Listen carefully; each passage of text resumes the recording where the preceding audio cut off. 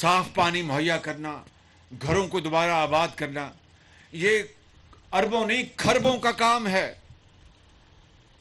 کھربوں روپے کا۔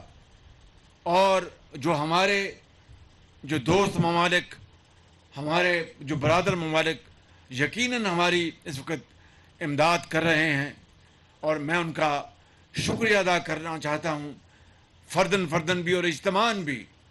لیکن یہ چیلنج بہت بڑا ہے، بہت بڑا ہے۔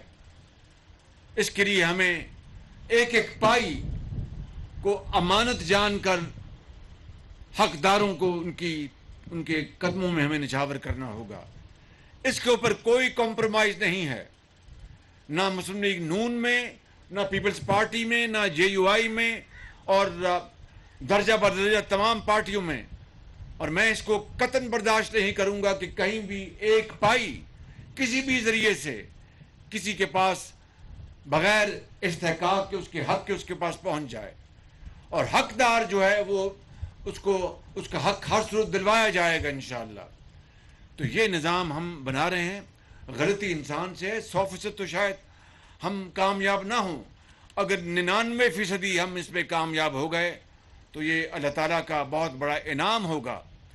تو آج میں آپ سب کا شکریہ ادا کرنا چاہتا ہوں، یہاں پر ڈیرہ اسماعیل خان کے جو میرے بزرگ بیٹھے ہیں، بھائی بیٹھے ہیں، اور ٹانک میں پہلا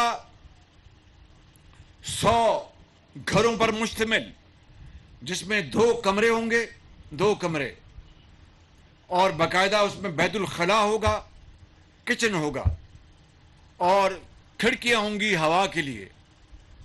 پہلا 100 گھروں کا منصوبہ ٹانک میں بنایا، ہم سب وہاں پر جا کے اس کا افتتاح کریں گے۔ سنگ بنیاد نہیں، گھر بن چکے ہوں گے انشاءاللہ، اس کا ہم افتتاح کریں گے ٹانک میں۔ تو میرے بزرگوں، بھائیوں اور میرے نوجوان ساتھیوں، کہ ہم نے اس کی ابتدا KPK سے شروع کی ہے، اور ایک مخیر شخص ہے، اللہ تعالیٰ کا وہ بندہ ہے جس نے کروڑوں روپے وہ لگا کر یہ گھر مہیا کر رہا ہے۔ اور پھر جب وہ گھر بن جائیں گے تو میں حضرت مولانا کو میں ساتھ لے کر چلوں گا، اور تمام ساتھیوں کو، امیر مقام کو اور پیپلز پارٹی کو، سب کو لے کے چلوں گا۔ اور پھر ہم دیکھیں گے اگر وہ نمونہ کامیاب ہے تو اس کو پھر ہم انشاءاللہ پورے پاکستان میں ہم پھیلائیں گے کہ آیا وہ اپنا گرمی برداشت کر سکتا ہے اور تمام ضروریات پوری کر سکتا ہے۔ تو اس کے لیے پھر ہم آگے بڑھیں گے۔ اسی طریقے سے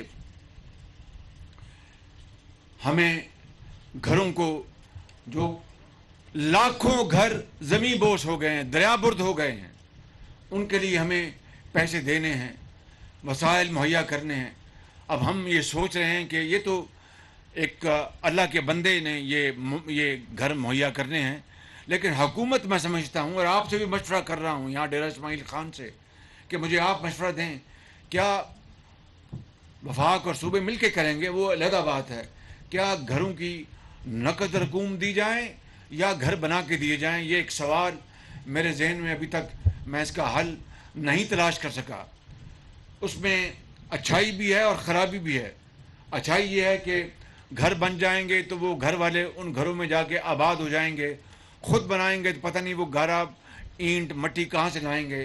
ایک بات برائی یہ ہے یا خدشہ یہ ہے کہ اس میں شاید اگر ہم نے کوئی سرکاری ہوگی تو اس معاملے میں ابھی تک میرے یہ ذہن میں دن رات سوال ابھی ہے، اس کا جواب انشاءاللہ ہم مشاورت کے ساتھ انشاءاللہ ہم کر لیں گے۔